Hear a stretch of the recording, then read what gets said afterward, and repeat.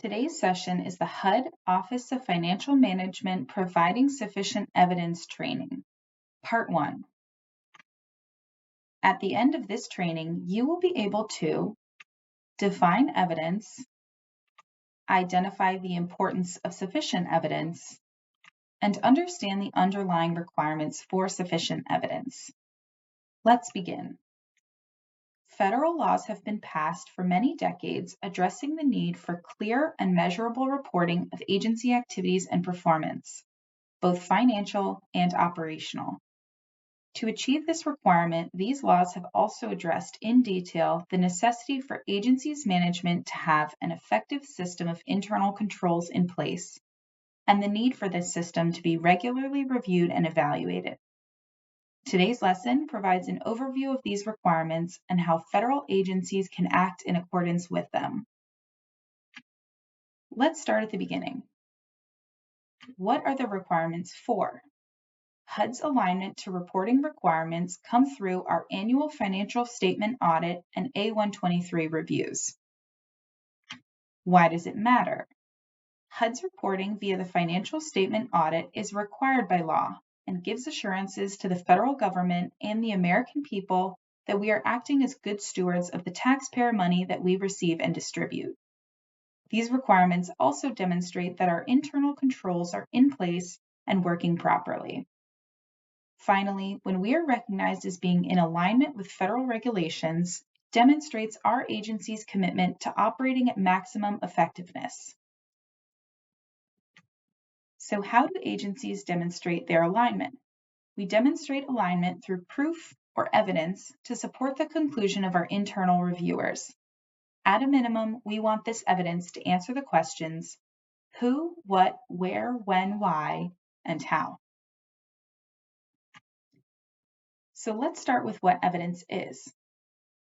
Evidence is proof that an event occurred or an action was taken, but not all evidence is created equal. As seen here, there's a hierarchy of evidence, and this hierarchy dictates that direct and personal knowledge is of the highest reliability when it comes to evidence, and oral evidence is the lowest. So how is review evidence obtained? Document requests come in the form of a PBC or provided by client request, an IDR or an internal document request, or an audit request. These requests ask us to define further our internal review procedures, which we'll expand upon in the upcoming slides. Review procedures require evidence in order for them to be considered reliable. The first type of review procedure performed by reviewers is the inquiry. This is the lowest level of assurance. An inquiry alone is not sufficient for a reviewer or an assessment team to conclude on the results of an assessment. Next is an observation, which is when a reviewer watched a control being performed in real time. The third type of review procedure is the examination. This is more reliable than an inquiry. An examination is the procedure focused on obtaining objective evidence that supports an assertion. Next is reperformance, which means reperforming the control independently based on the documentation provided. Reperformance is considered one of the most reliable forms of evidence. Finally, there is data analytics. Data analytics are a new and evolving area of assurance for reviews. Data analytics allow a reviewer to examine an entire population of transactions and utilize business rules and statistics to identify anomalies and outliers that may require further examination. Data analytics minimizes sampling risk and allows an organization like HUD to assert based on the entire population of transactions.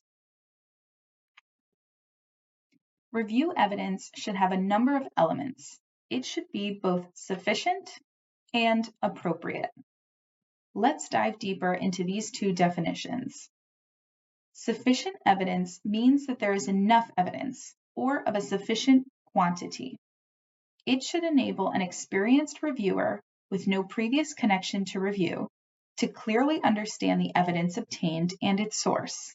It should show that accounting records agree or reconcile to the financial statements, or it should identify review evidence which is contradictory or inconsistent with the conclusions.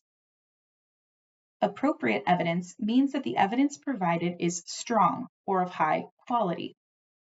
This means that the evidence is relevant to the specific review objective. It also means that the evidence is reliable or not dependent on the circumstances in which it was obtained.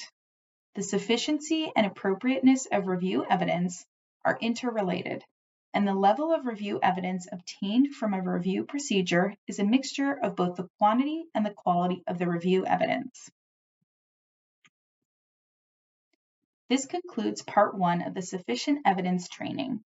You should now be able to define evidence, identify the importance of sufficient evidence, and understand the underlying requirements for sufficient evidence.